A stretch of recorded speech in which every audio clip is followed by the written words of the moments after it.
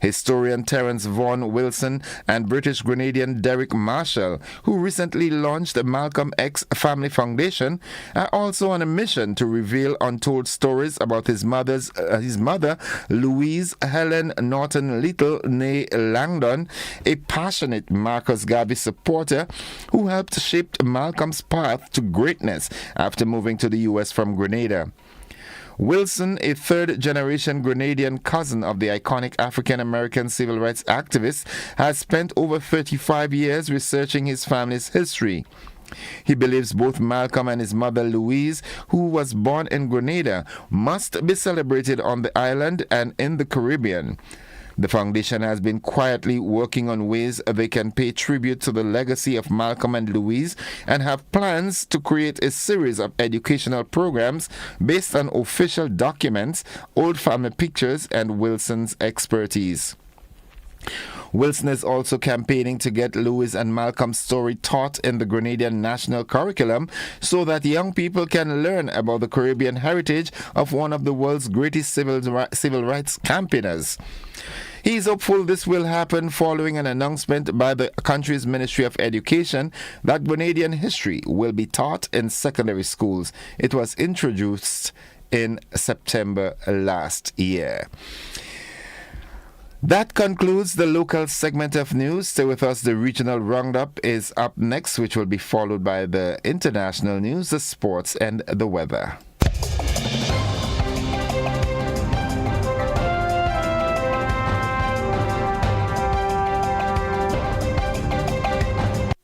It's 7 minutes on to 7 o'clock. We now join the Caribbean News Desk for this morning's edition of the Regional Roundup.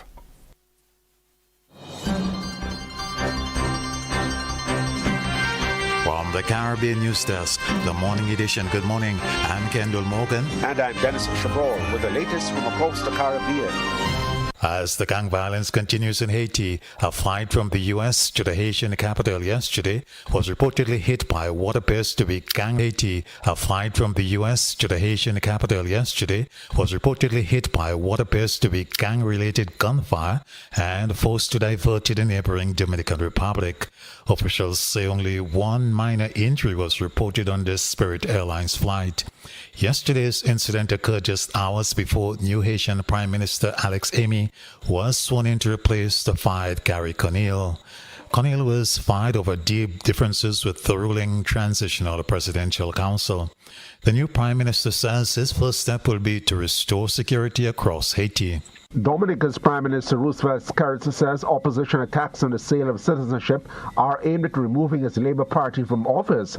Addressing the opening of the Dominican Labour Party's delegates conference, he expressed confidence in winning a high court case that challenges the Citizenship by Investment (CBI) program that earns the country millions of dollars annually. He says the CBI program is strong, but the opposition is on a campaign to create fear so that the social sector and infrastructure projects will collapse and lead to his party losing the elections. These people are only interested and concerned with power and not the people of Dominica. So they'll destroy you to get into power. That's what it is. Because their hope is that if they destroy the CBI, no more housing, no more roads, no more small business support, no more NEP, no more Yes We Care, the government will lose. And they'll come into government. They're prepared to lose their entire soul and to destroy the soul and the fabric of our nation to gain power. The British Virgin Islands will be negotiating a new constitution in 2025. The disclosure from Premier Natalio Wheatley in his national budget presentation yesterday. He said there will be a parliamentary debate early in the new year on a constitution review report and the appointment of a negotiating team. Madam Speaker, in 2025 we'll be celebrating 75 years since the restoration of our legislature. And by sheer coincidence, it will also be the year we will be negotiating our new constitution. In the first quarter of 2025, Madam Speaker, we'll debate the constitutional review report in this Honorable House and appoint a negotiating team. The changes we are implementing, Madam Speaker, will position us for greater autonomy and solid confidence in local governance, two key building blocks of success. in building a sustainable Virgin Islands. The British Virgin Islands are a UK overseas territory, with the British-appointed governor performing the role of chief executive officer. The premier is elected by the majority party in the House of Assembly and then appointed by the governor to lead the cabinet. Belize is enacting legislation to allow small businesses to use movable property as collateral to acquire loans. Senator Eamon Courtney says this will help small businesses to operate with certainty.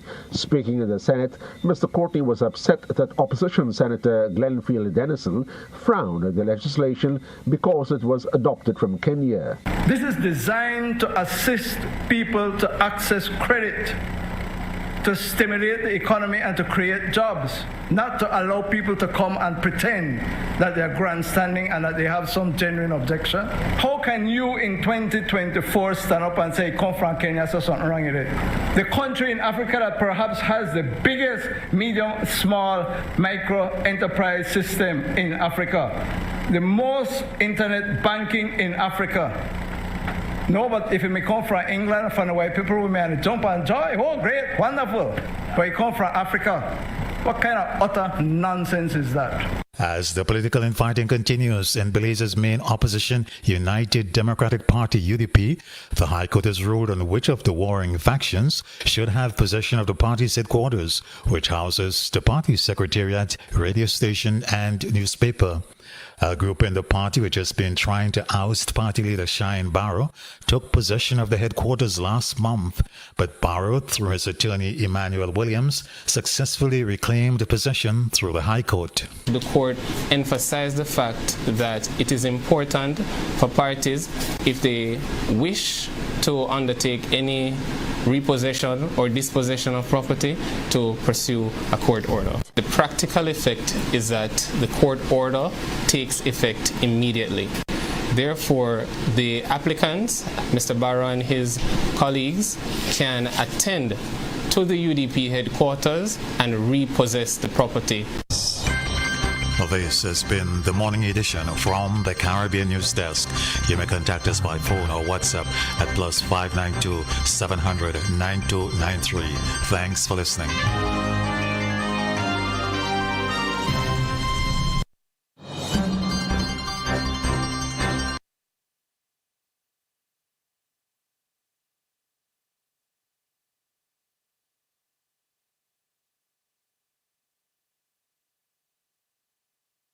In Multan, a city in the country's west, air pollution levels are near the 1,000 mark. Last week, pollution levels were above 2,000. Air pollution levels of 300 are considered hazardous, but like in Multan, many cities in the Punjab province have record levels of pollution in the last few days. Schools have shut in Lahore, home to 14 million people, as officials try to limit exposure for children. It's also prompted the provincial government to pilot an artificial rain project. Officials say the trial will only begin in Rawalpindi if there's enough cloud cover. Hira Mustafa, Islamabad. A fire in the United States continues to blaze in the northeastern states of New York and New Jersey, where heavy smoke-filled air has prompted health warnings in several areas. The Jennings Creek wildfire has already torched 3,000 acres across the two states, killed a New York Parks employee, and threatened dozens of structures, officials reported on Monday. Attempts continue to contain and subsequently put the blaze out. That's the regional and international news. Stay with us. The sporting highlights are straight ahead.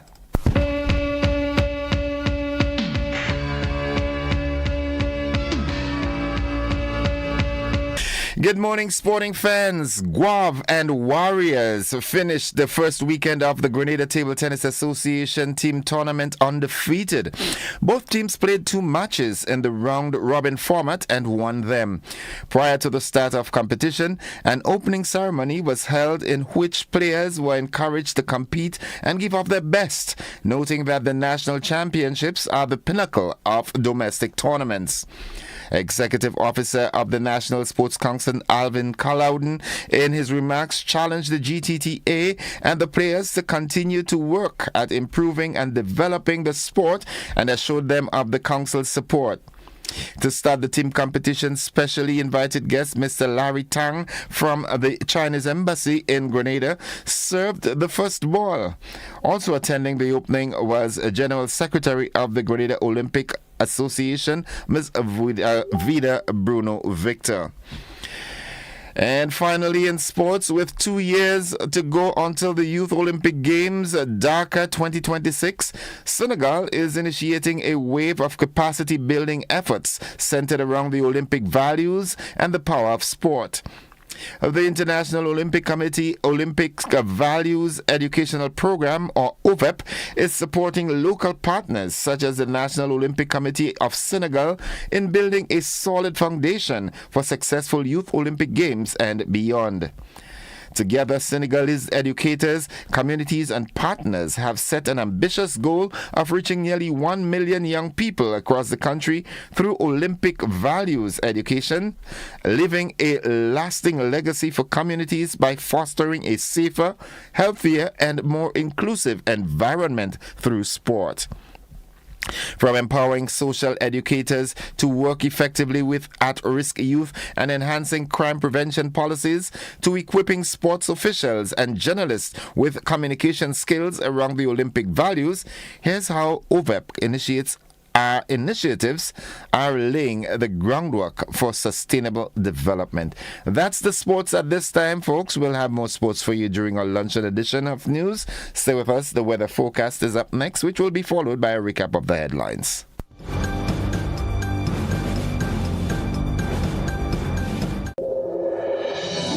This holiday season, get ready for a magical celebration packed with culinary delights, crafts, and music that will bring joy to your heart. But that's not all. Lots of giveaways are waiting for you. Stay tuned and make this Christmas one to remember only with GBN.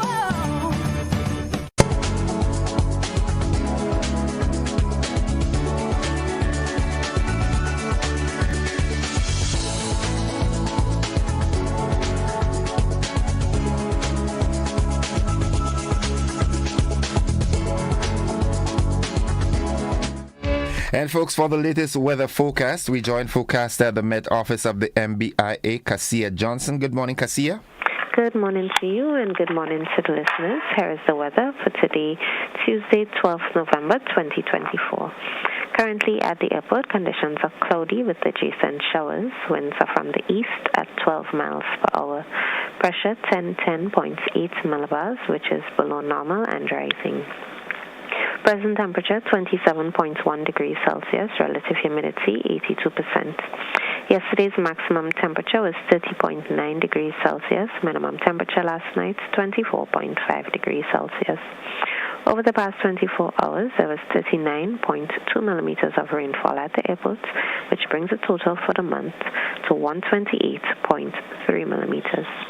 Looking at the public forecast valid for today and tonight, the weather is expected to be partly cloudy to cloudy at first, with light to moderate showers becoming heavy at times and possible isolated thunderstorms, improving during the late afternoon.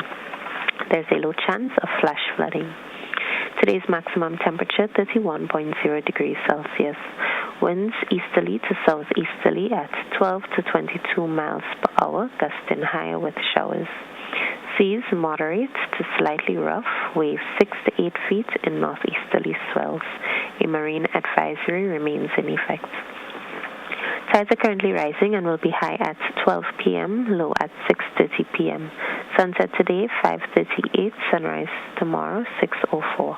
Again, the weather is expected to be partly cloudy to cloudy at first, with light to moderate showers becoming heavy at times and possible isolated thunderstorms, improving during the late afternoon.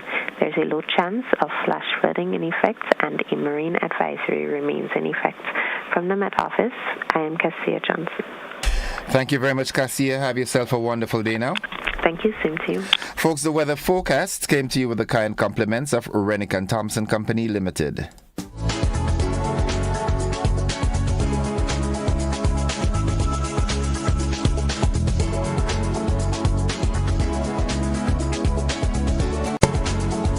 If you're working for a while, come by Courts, I'll make you smile. Cause Black Friday come around. We are the best prices in town. Black Friday starts now at cost. Yeah, it's back. Cause Black Friday. I tell you, hurry fast. Traffic on the highway. You know we got unbeatable prices. And furniture, electronics and appliances. Are you coming? Say yeah. Weekly price.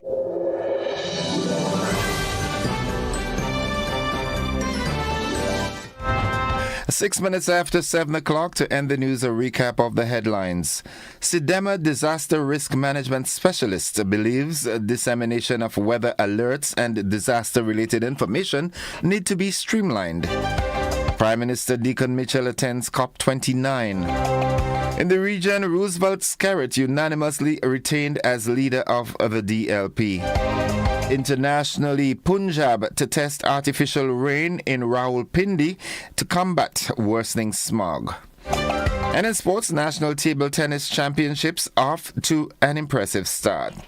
That has been the morning edition of news for today, Tuesday, 12th November 2024. On behalf of the entire news department, I am Gordon Joseph, thanking you for listening, wishing you a productive day, and extending the invitation to you to stick and stay with the network, because we are with you anywhere and everywhere.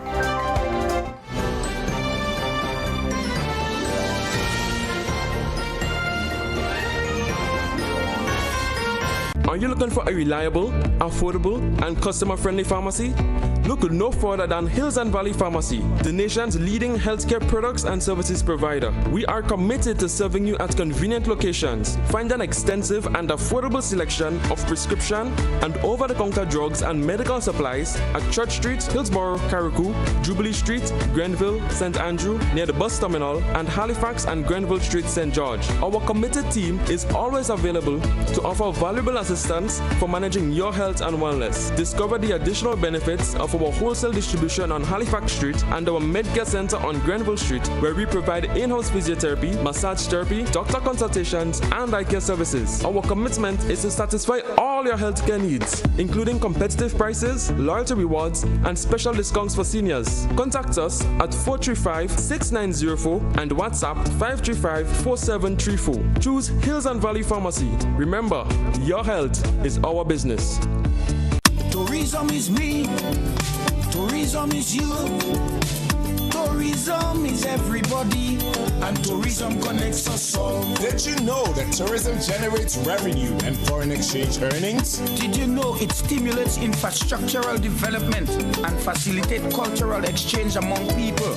You must know tourism is linked to all industries, from agriculture to construction. So support the industry today and be welcoming to all our visitors.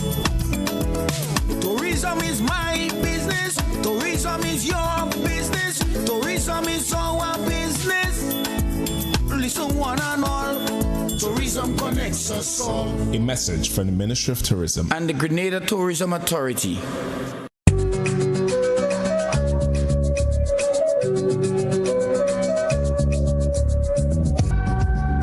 Christmas is all about the moments we share, the smiles, the laughter, and the love that fills our homes. This season, let your walls reflect the warmth of family time. Sisson's Paint, match with every shade of togetherness. Celebrate 12 weeks of Christmas with Sisson's. Buy one, get one 30% off on selected items. And with every purchase of any Sisson's Paint, you get a chance to win US $100 every week for 12 weeks, from October 1st to December 22nd. Terms and conditions apply. Available at all Sisson's hardware dealers nationwide. Sisson's, internationally tested, brilliantly affordable.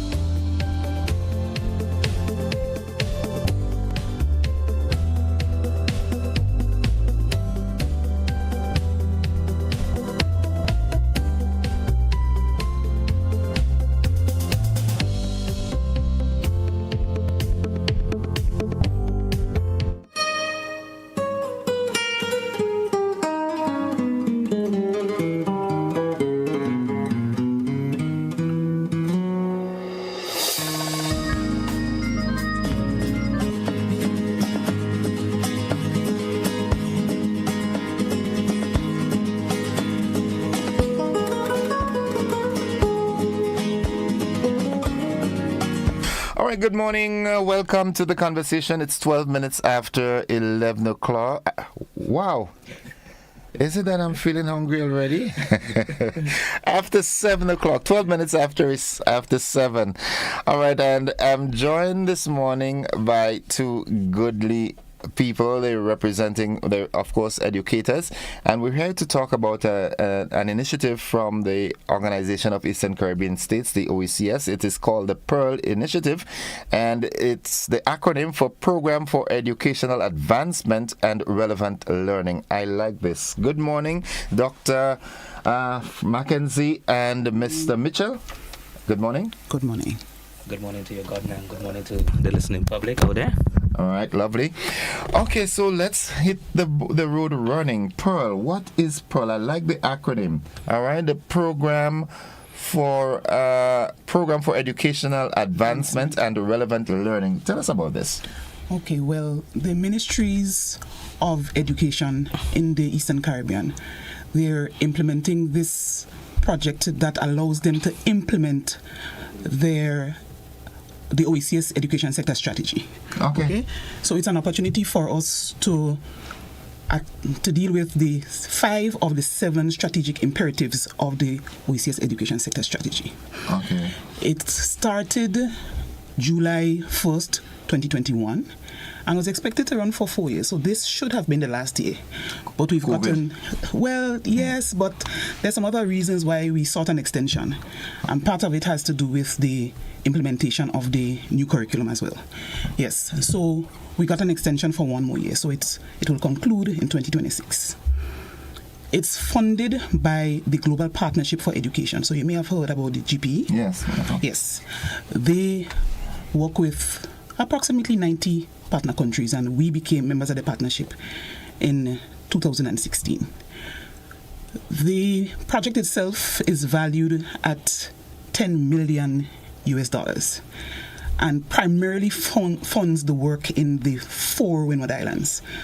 But remember that I said that we are implementing an education sector strategy, so it can't be just for the Windward Islands, it has for to be everybody. More regional than that, yes. So the others are able to benefit from the funding as well. Maybe not directly, because it doesn't go to their treasuries as it would come to us, but they benefit from the work that is done through the project. The Pearl has 4 main components. So we have component 1. Sometimes I say that's 2, but component 1 is increase access to early childhood and special education needs services. So you can understand why I normally break that into, right? So Yes. We have improved curriculum and assessment. We have leadership and management. And we have, the program management part and the M&E. I like to focus on the fact that those components were decided upon by the member states themselves. So we say it's an OECS project, yes, but we have to realize that it's our Ministry of Education project as well, because the truth is it funds the work that we wanted to do all along. Oh, okay. So the work that we're doing in early childhood, the work that we're doing in special education, the continued work we're doing in leadership. And you'll also notice that they are also part of the government's priority. You might have thought about the leadership and management and the curriculum reform and all of that. So it aligns perfectly with the national priorities as well. Okay. Mr. Mitchell, how instrumental, I know you're a big brain, right? How instrumental are you? I remember that earlier this year or late last year? Earlier this year, we had a conversation, all right? And this sort of ties in with the whole comprehensive approach we were talking about then. So, what role do you play in Pearl? Well, I am the curriculum support officer. Simply means, and Dr. Mackenzie just highlighted, she spoke to curriculum and assessment. One of the most amazing projects you can think of is the new curriculum that we've brought on board. It's a digitized curriculum. We call it the DOHPC. OHPC, OECS Harmonized Primary Curriculum. You were a part of the classroom and you would want to have an appreciation for how old the current curriculum that we're using is. So it's old. Yeah. So the member states, we've come together And we're in the second phase of that project, the curriculum. We were able to meet and put the framework together, the standards together, and all the things that have to go into this new curriculum. The amazing thing about this product, it is digitized. So it is going to become accessible to everyone. That's important. I mean, we do have parents who are very, very interested in what their children are being taught. So we have quite a lot of delinquent parents as well, but we do have parents. So parents themselves can pull that information up and see exactly what the children are being taught in school and monitor their home progress. Yes, and that's one of the amazing things about this curriculum, because it makes life really easier for everyone involved. You often hear teachers speak to the whole aspect of planning, and without planning, you cannot really effectively perform the duties. Many teachers might say, well, I have an excellent lesson and I didn't plan for it. I would always say to them, if you only planned, I would guarantee you that the lesson would have been better than it currently is. And one of the components of this, it's able to help teachers create lesson plans, draw on content that has been developed for that curriculum. And let me just backtrack. In developing the curriculum, we've had writers throughout the OECS being a part of the writing process. We have leads in each of the main, the 4 Windward Islands for the math, science, language, civics. Likewise, we've incorporated other aspects like the arts, the creatives. All of these aspects are a part of it. One of the things that they're also looking at is including TVET in the whole framework of that curriculum. So it is one that is globally engaging. It is able to connect us with what's happening right now, the current state of the digital age, and that's where we are, and that's what the curriculum in itself offers to you. So I said it can help teachers create lesson plans, and that's one of the biggest peers that teachers have when it comes to creation of lesson plans. And in the creation of the lesson plan, it allows teachers to be as pointed, in the sense that as specific as they want to get, because they are the ones who know the students in front of them. So when they plug in whatsoever information they need for the class of students in front of them, that it's an AI component that is connected to the curriculum that we have. So it is able to pull and draw on that curriculum and give the teachers exactly what they want for the set of students in front of them. So let me ask this, as it relates to the development of the reshaping of the curriculum. All right, is it going to take into consideration more of our local stuff? Because I read in the news just a while ago that the relatives of the late Malcolm X and his mom Louise, they are on a campaign to get more of Malcolm X and his mom's history and so forth being taught in school, and also get them recognized as regional heroes. So are we going to have a localized centerpiece for that? And God and I smile, because this is one of the hallmarks of this current curriculum. Okay. It is able to draw on our local experiences within Grenada, within the OECS. So as our writers, as they engaged in the process, as they develop the content, as they develop the activities, they were able to draw on experiences and things right around us that are localized, so that our students can identify with them and it can help with the learning and the teaching process. So that's one of the beautiful things about this curriculum. And to go hand in hand with that, in recent times I'm seeing an upsurge in local writers. So even from a literature perspective, instead of using the folks of Tom Sawyer and all those kind of things that we have local authors here who can really provide us with the content, and that I love this.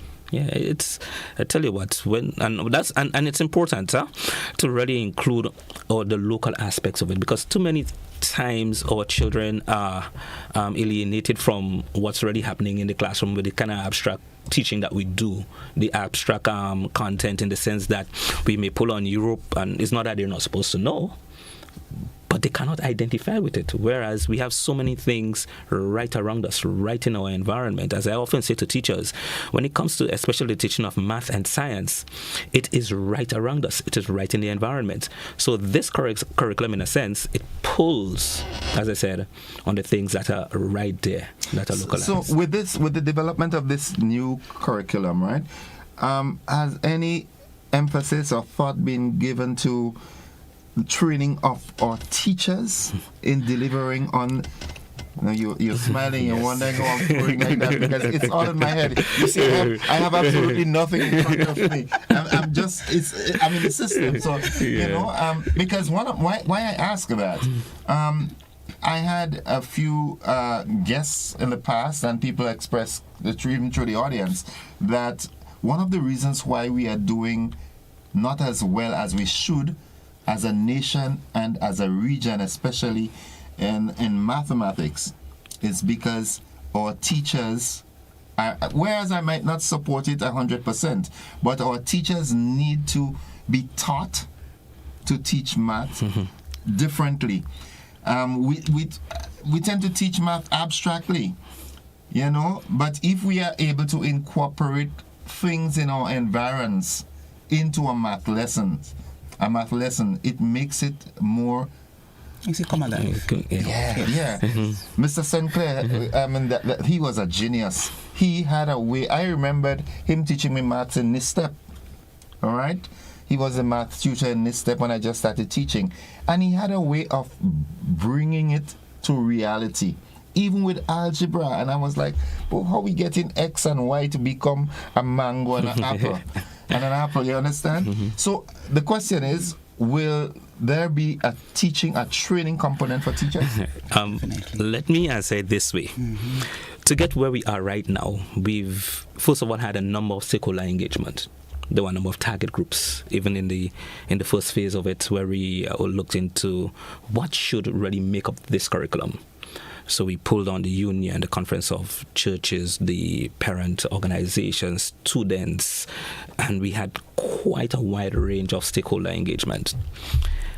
For the current development of this, it's because it's still ongoing. So it's still ongoing. It's teachers who have been writing the curriculum in the first instance. So let me put it that way. Teachers are the ones who have been writing this. We've pulled on the experts in our classrooms who are out there, and they are the ones. Now, when they write, it goes through a rigorous process where it goes through to the enrichers. There are enrichers in the background who look at it and say, no, we don't believe that this is something that we really need for our context. We need to change this. We need to put this in. A lot of the enrichers are educators likewise. But more so, we are in the second phase of this component. As I said, we have one phase that has already gone.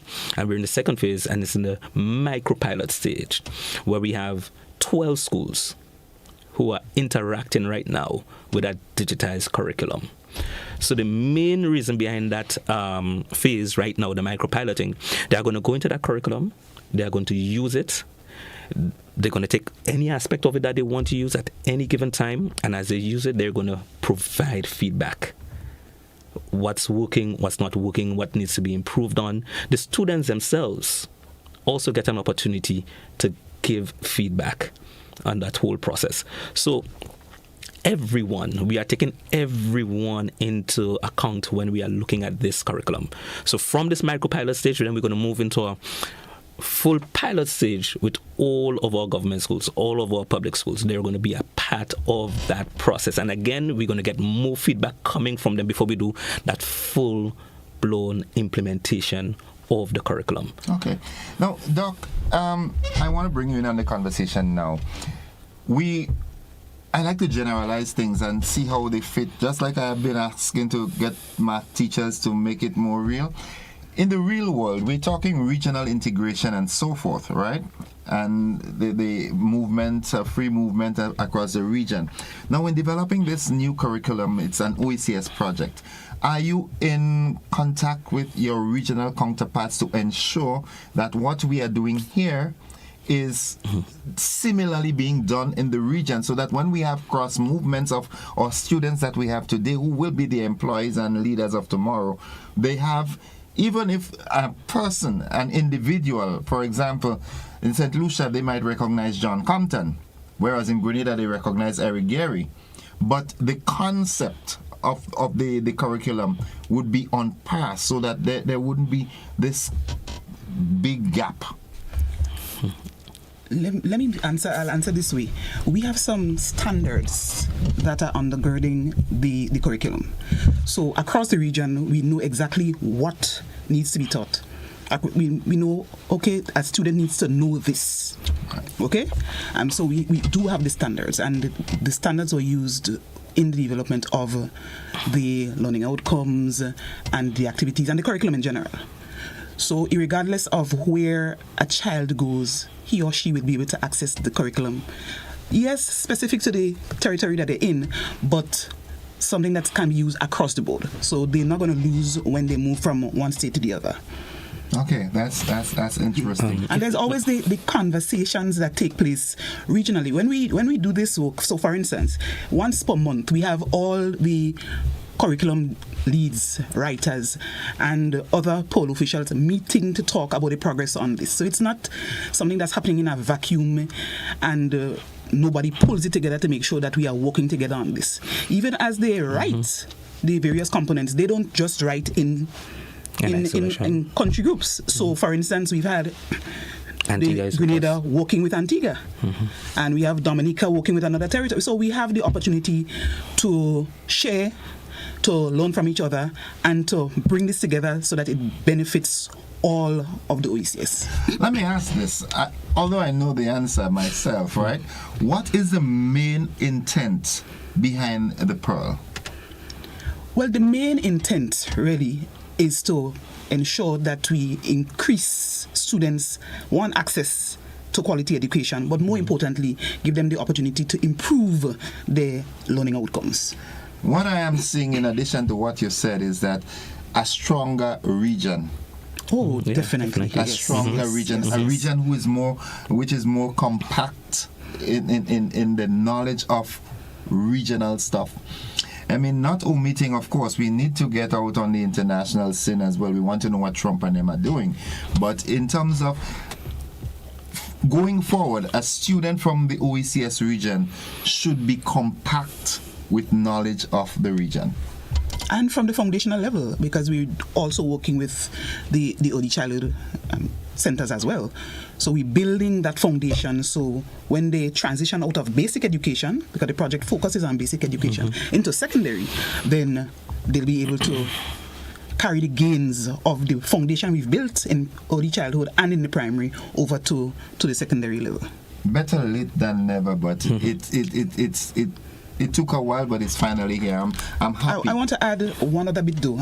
Well, maybe I should use, because remember we're talking curriculum and assessment. So we're actually doing some work in developing some of the two assessments. Those are benchmarking assessments. And this will provide an opportunity for us to be able, as a region, to say how our students are performing. Okay. Before, it's just what's happening in Grenada, what's happening in Dominica, what's happening in St. Lucia. But now we'll be able to say what's happening across the region, as a region, in reading and in math at the grade 2 level. And also, let me just quickly add what that is going to lend to when we look at intervention. So then the interventions that based on the needs of Grenada or the region, we will see the similarities, the differences, and what levels of intervention that needs to take place throughout the region. So at least that our students and teachers would be able to benefit well. The piloting that is taking place currently, what sort of response are you getting from the 12 or so schools that are on it? Man, they are excited. I've been to each of the 12 schools and we've presented the product to them. They were able to manipulate it, go through it. As I said, it has creation of lesson plans, generation of content. You do assessments and all of that. You can run the data through the program and it can analyze your data for you. It makes life really easy. It gives you learning strategies as well as assessment strategies. It shows how the learning strategy is linked to the assessment strategy. So nothing is done in isolation. And our teachers out there, they are excited about this product. As are the principals. As their principals. You answer the next question, because change is the most constant thing, but that is one of the things that people push back against the most, because we tend to get so comfortable in what we know that effectuating change, sometimes we get pushback. But I'm happy to know that teachers are actually getting on board with it. So it's not just the curriculum change, but also if you're changing the way the information is disseminated, it's only obvious that you need to change the way that you assess it as well. But one of the things I have always said, when we look at our current curriculum, the one that we use, we are in the 21st century, but we are still using a 19th century curriculum. So that's why it is important that, it's true. I mean, I came into the profession in the late 90s, and the curriculum that we used then is the one that is still existing. And so much has changed. So much has changed over that period of time. So the coming on board of this new curriculum, it takes away all of those kind of issues, and it brings us closer to where we are and where we really want to go. How soon do you see it being rolled out fully? We're looking at 2026 for full implementation of the process. So come the start of the school term in September 2026, we expect it to. All right. And when it is fully launched, will it have like a teething period that you assess it thoroughly again and maybe, do some modifications, some tweaking here and there? Or when it's rolled out in 2026, that's after the final pilot, because there'll be a full-scale pilot that still gives us some opportunity to tweak and so on. Okay. I also want to indicate, though, that there'll be an opportunity for the general public themselves to play around with this and to give us feedback as well, even before we get to the final pilot. Okay. So it's not... Remember, we don't do this alone. We can't educate alone. We depend on our other stakeholders, especially parents and other people in the community, to support us. And we want them too to have a say in all of this. Who really pushed for this initiative? Which one? The Pearl. Well, we got access to this education sector program implementation grant, and we as a region sat and decided exactly what needed to take place so that we could move the needle in these key areas. It was only sometime after, so we called it the SPIC for a while, but it was sometime after that we came up with the name Pearl. But it's totally regional. It's not the grant agent. The funders that pushed this, they gave us access to it, and that was not even the first grant that we had access to. So the money was there, and you decided what you're going to do with it. That's right. We had the opportunity, and we applied. We developed the program, sent to them, and they agreed. And that was the third grant to the region. We continue to get grants from them to support our work because we are part of the partnership. Okay. So I know people might be wondering, okay, so what happens when this particular project is finished? One, we are building the sustainability in, so that people can function without the grant. But we are already working on getting additional funding from the Global Partnership. So we expect that we'll have additional work done in early childhood and in special education and in curriculum development going forward. We've done primary. Now we are preparing to do lower secondary, all through grant funding from the Global Partnership. Okay. All right. Anything else you would like to add before we... I'm so excited. I wish it was the end of 2025 already. You want to go back to teach? No, I don't see that happening. I'm too old for that, but it's exciting us too. I'm excited to, I can only see the smiles on the students' faces and the teachers' faces as they deliver and the children, receive. I'm so excited about this. I'm happy at last. And you're hearing us talk about for all children. It's not just for the average or for those who could do it on their own. Okay. They've spent a lot of time ensuring that we can have teachers differentiate to help every child in front of them. So we've had the special education specialists themselves being part of the team, enriching the material as well. No child is left behind. No child is to be left behind. Okay. Final question. We're in the digital age. Are you going to have this like maybe in the Play Store or something where people can download on the cell phones and so forth? Well, I know it's going to be out there, and as I said, it is still being developed. And one of the things I could tell you, and that has been done, there is this agreement with Microsoft and the partnership, and Google as well. So it's going to be out there. We're going to have the online version, we're going to have the offline version. So we're talking connectivity issues and all of those things on the road. So we're catering for every single aspect of this. That's awesome. So it's going to be out there. No, we're having the conversation today about the curriculum, but we do have some other components. So maybe we'll have to come back to have a conversation about the other components. But later on this month, November 28th, we'll be having a community engagement session in St. Andrew. Okay. It will be at the St. Andrew's Methodist School from 5:30. So we'll go to the community and share with them what's happening with the Pearl, what's happening particularly with early childhood, special education and curriculum. And it's so important that you raise this, because 99.9% of the times, in my opinion, initiatives like these fail because of lack of engagement. People are not feeling part and parcel of it. Because who knows, maybe going through this engagement, somebody might stand up in the audience and say, make a comment or something, and you think back and say, well, that was an omission. And we have time to make the change. And that's why we're doing what we're doing. Yeah. So I'm happy that you're doing this, because initiatives like these succeed more when you have general participation and buy-in. People buy into it.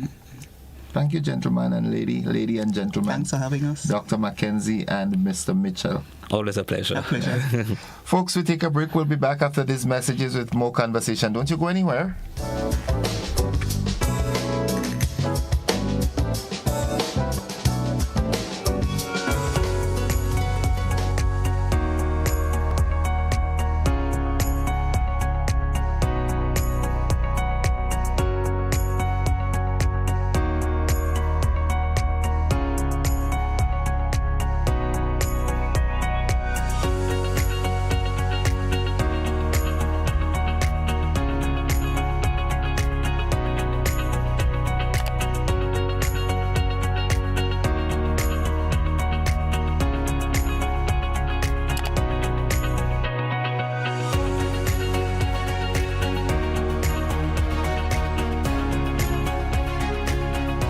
We are including new inclusive assessment strategies, new just everything that you could think about that is new, that is relevant for teachers to learn. These days we are having that in the curriculum. So you no longer have to go to a book and turn pages. You click a button and you get access to the curriculum.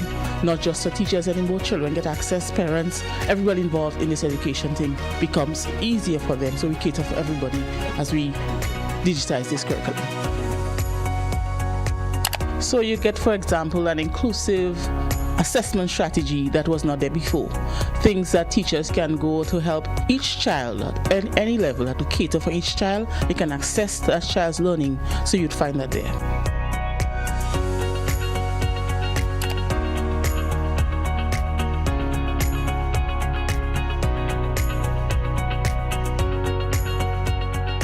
Well, one, it will be more colorful, so it will be more appealing.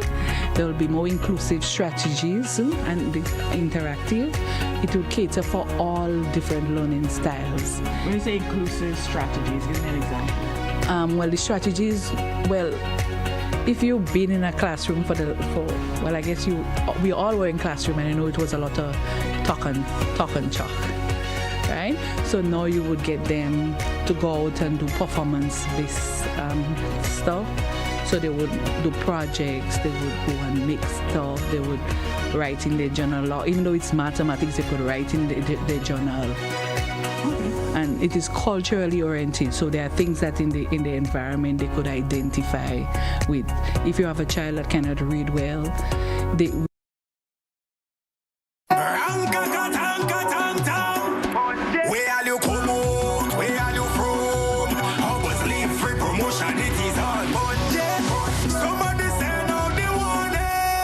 Spend $50 or more at any Hubbard's department or participating outlets for a chance to win free fuel, free drinks, free prizes, free property and vehicular insurance, free Hub TV and internet, free electricity, free coke, free water, free cooking gas, free paint supplies, free Dutch Lady milk, free passes to Sunshine promotion events for 2024, free groceries, all for one whole year, and every winner receives a free lunch package. But that's not all. Drive away in style in a brand new Isuzu D-Max. It sips, it doesn't guzzle.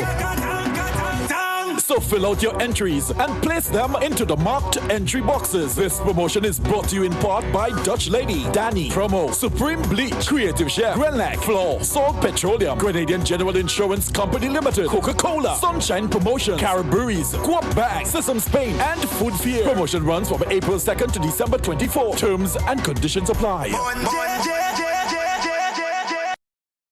If you're working for a while, come by Courts, I'll make you smile. Courts Black Friday come around. We are the best prices in town. Black Friday starts now at Courts. Yeah, it's back. Courts Black Friday. I tell you, hurry fast. Traffic on the highway. You know we got unbeatable prices. And furniture, electronics, and appliances. Are you coming? Say yeah. Weekly prices. And best deals of this season. Shop and credit to win big, big. And pay nothing until next year, February. Rock out and come down to Courts. Courts already load. Courts already load. Black Friday start. Courts already load. And go when Black Friday come out. And so it begins. A journey like none other. Every moment has the potential to be unforgettable. Bring home a piece of the tropical green forest with every emerald. Capture the sparkling light of flawless water in a diamond. Make the sunrise and sunsets last forever. With precious colored gemstones, the essence of happiness is in our most precious memories. So, when it all comes to an end, bring home something that will last forever. Colombian Emeralds International. Bring home more than a memory. Sir.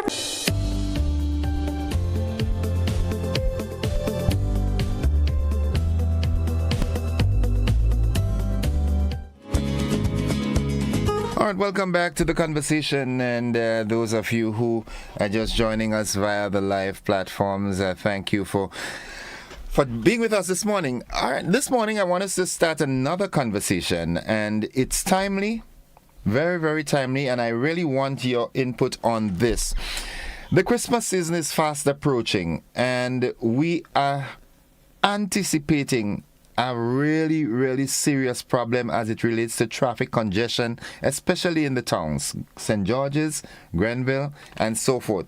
And you know where I'm going with this. One of the biggest concerns is sidewalk vending. I have a suggestion. During COVID, right? During COVID, vendors were moved up to the stadium's car park. Don't you think that could be a permanent allocation to them? That, you know, to ease the congestion in the town. Some might have the concern that, oh, there's too far and they wouldn't get sale. But, you know, during COVID, they did well. If that's the place where it's happening, that's the place where people will come. I want to hear your take on this. How about making it a permanent move to have the vendors up at the stadium car park until another place can be found and allocated to vendors? All right? Yeah, let me hear from you, because I anticipate the season is going to be bumper, and our streets definitely will get congested. Good morning, caller.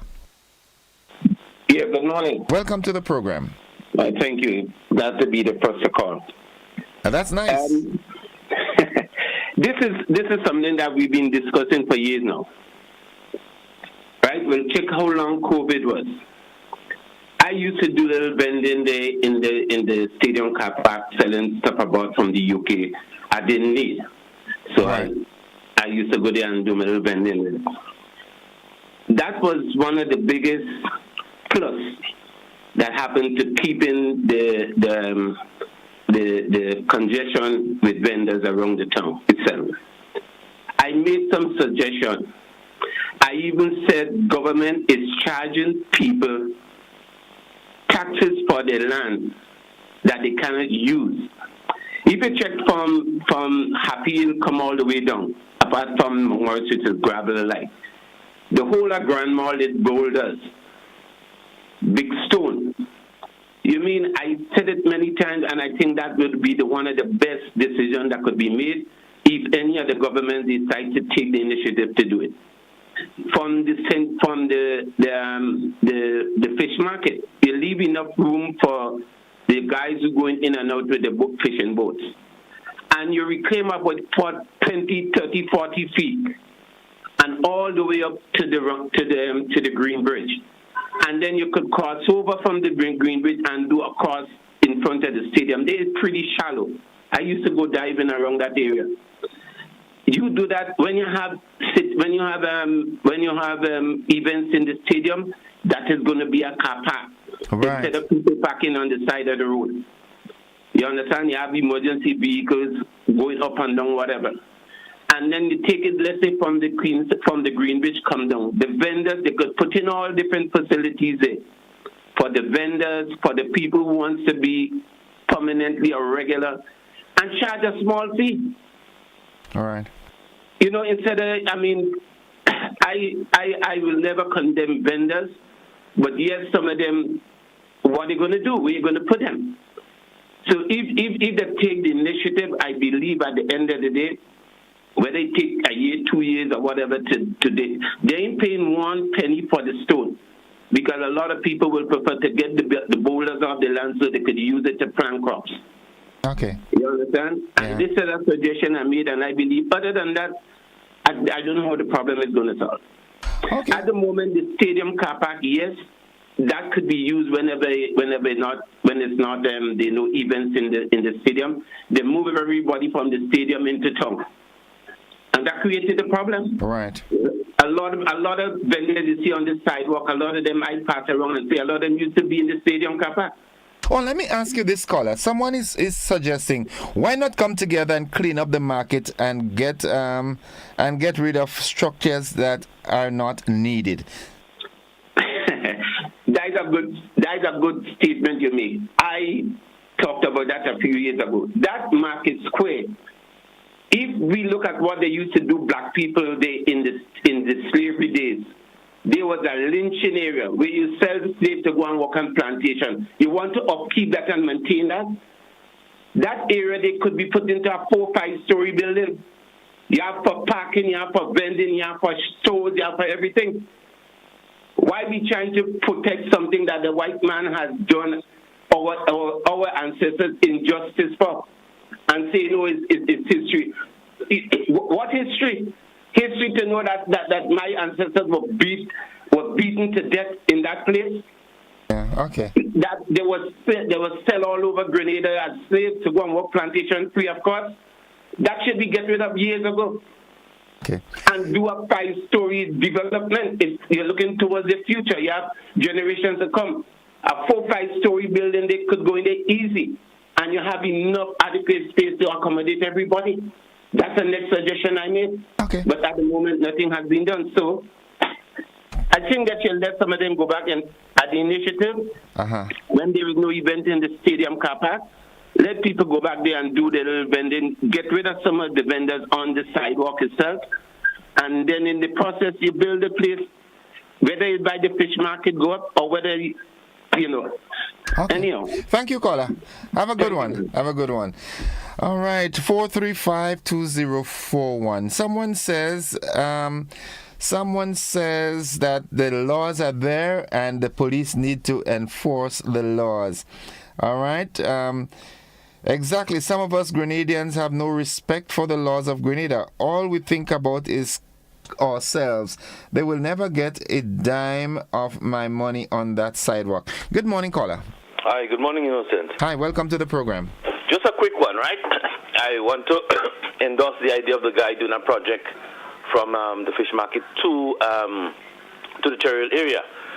But I prefer that tile is used rather than put boulders and reclaim, because if you reclaim much lands there, a few years ago we were worried about grandhands, It takes Thank it God back it's still somewhere there. else. Huh? It takes it back somewhere else. Yes, it will take it back somewhere. So if we pile and do like the same way the jetty is done, you pile and you build on top of it. You do a broad walk or something on top of it, you know. Or if you remember the days of the was it the Esplanade, where the sea was coming in under the building, even under sails on the carronage, you find that the sea coming in under the building. So there's nothing wrong if the sea comes in below your structure. So a friend of mine and I, we were discussing that. We discussed that many times. In fact, he said that's a project they need to sell to the government. Piling and putting a broad walk there and locating the vendors along that stretch from the fish market to the Cheryl area. Okay. In addition, probably we could consider park and walk, you know. Make St. George's a walking city, and you just shuttle people in, you drop them off, and then you shuttle them back out to the park. Somewhere in Tantin, the same park in the stadium, vehicles could park there and and people could get shuttled into the town, and you walk about the town like ants. Okay. And that will keep you healthier anyhow, than everybody trying to drive to reach the exact spot that they're going. So probably the vendors can. I noticed that they're already using in front of Kentucky going up there. So probably you can put the car park in the stadium and put the vendors, you know, in town. And you also have Melville Street Court and you have the Carnage Court. You know, we have to look for novel ways. Okay. Thank you, caller. Have a good one. Thank you very much. It's 8 minutes away from 8 o'clock. Let's head back to the telephone line. Good morning, caller. Morning, GC. How are you doing? I am alive and thankful. How are you? Good. I'm good. I'm just wondering what exactly is the problem in the market square? Is it too small, or is it because we just stubborn and we just want to be disobedient to the rules and we don't like to uphold rules and regulations? I just want to know, because I know we just do some work on the market. So I'm wondering what's really happening in the market, if it's not sufficient for vendors or what. Because I went to the market and I see so much empty stalls there, while people is outside on the sidewalk, just being adamant that they're not going into the market because they're not getting sale in the market. If everybody going in the market, people who is buying will go to the market and buy. That's the point. Simple as that. Everybody go to the market and buy, because when I go in town on Saturday morning, there is a lot of empty stalls in the market. People just don't want to be obedient. Okay, all right. Thank you. All right, one of my friends says, we lack discipline and that's our problem. In St. Vincent, there is no selling on the streets. Whatever you want, you go into the market. We, the buyers, are encouraging and promoting this lawlessness. Good morning, caller. Welcome. Oh, yes. Good morning to you, sir. Welcome to the program. Thank you. Have a great day. A lot of ideas flowing, you know. I'll tell you something. The market is definitely too small. There's no question about this. We may try to justify, you know, whatever we say, but the market is so small. Your first caller, I want him to know that the original plan for the cruise ship terminal were from the Carronage right to the Queen's Park. Yeah? The ring road, going around the hospital, the terminus, and end up on the Queen's Park. And so, yes, he's right. Exactly what he says is what should be done. You reclaim from the fish market up, and you broaden it, you go back. Forget this grand and stingray, that's an outline. And you go right up to and you empty out on the Queen's Park Green Bridge, and that will accommodate everything else. As a matter of fact, it could accommodate other businesses, you know, because you could put other structures there besides the market. Okay. You know, and the car park and everything could fit into that, and that is going to solve the problem. Yeah? Okay. So he's right on that. Okay. Thank you, caller. Thank you very much. 435-2041, that's the number. What suggestion? Should it be a case where the law just have to be enforced, or should alternative arrangements be made? Let's go back. Good morning. Good morning, caller. Good morning, brother Innocent. How are you this morning? I'm alive and thankful. Welcome to the program. Thank God for life. Thank you, my brother. Innocent is a while now, a few years ago, was speaking about a car park that is over okay, behind the hospital, they're going up the step. That big area there, I look at it and I just suggesting something, you know. So I hope those in authority will take it into consideration. Could look at that area there and backfill it and do a nice car park there. Because when you pass through St. George's, innocent, you can't get a place to walk. Why? You're bouncing people, you're bouncing vendors, vehicle park all about the place. So when I look at that area, there's a nice place to do a nice car park to keep it flowing nice from the market, even on the sidewalk. You know, so I don't know. I hope somebody could take it into consideration and according to TAC appealing makers, you know, to look at it and try to see they would do something, because we don't have a lot of construction work going on all over Grenada. So at least the government could have some trucks jogging the stuff and backfilling there. Give it a nice thing there and full up that area there. Okay. So then is money coming in, you know, not to say the parking they free. It's a money making thing, you know, so by that we could bring in some money in the country. Okay. This is my concern this morning. Have a good day. Thank you. Have a good one. Have a good one. Have a good one. It's 3 minutes away from 8 o'clock. Yeah, tell me, what are your thoughts? So, how could we remedy that malady that we're faced with as it relates to vending in our streets? Let's go back to the telephone line. Good morning. Good morning, Innocent. Welcome to the program. A very interesting topic. Is something that I've always been thinking about. You know, we have a lot of problems on the western side to get bus on an evening time. So whenever I'm in St. George's and I have to look for alternative outside of the bus terminal because there isn't a lot of buses there, a lot of people, I walk up that area. And even when you're passing there regularly, that area that the gentleman spoke about on the left-hand side going up there is very conducive to doing that sort of thing, expanding, going out to the sea. What I would like to suggest, I mean, we need to plan properly. I mean, we can't do things ad hoc. We need to plan. But I think this idea is because something I thought about myself, where you can not reclaiming the land, but doing piles, and maybe that is where the public and private sector could merge. Instead of we all depend on the government. Where is someone in the private sector? Make that investment. Because it will have spillover effect. It is something where you can charge people a fee to operate and all of those things. You could make car park and all of the other things associated with it. So I think someone in the private sector who has the money can lobby the government to partner, you know, and do something like that to alleviate some of the congestion in the town for pedestrian. Okay. For pedestrian. They'll have to deal with the vehicular congestion in another way. But for the pedestrian itself, walking on the street, it's ridiculous. Yeah. Thank you and okay. have a good morning. Have a good one, bro. Have a good one. Folks, this is where we have to wrap up. We've got to join the BBC, but just a few of the comments. Someone says, all you lie. Hardly any vendors on sidewalks now, only by old handles. Politicians contribute to the lawlessness in the country for vote. Okay. Innocent, good morning to you and have a blessed day. Thanks, Rose. Have a good one. All right.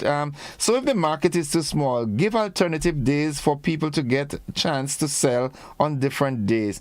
We're looking at strategies, and at a later date, I will engage the RGPF on ways and plans that they have to deal with this problem. It's really a problem.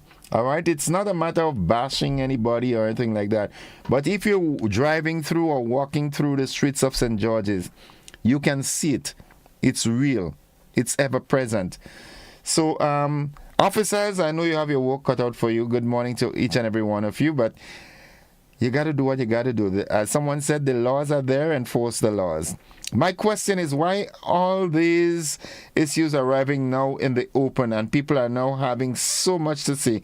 Is it because of social media or freedom of opinion? Is better now or less fearful to talk? Okay. Have a good one. Bye-bye, folks. I love you.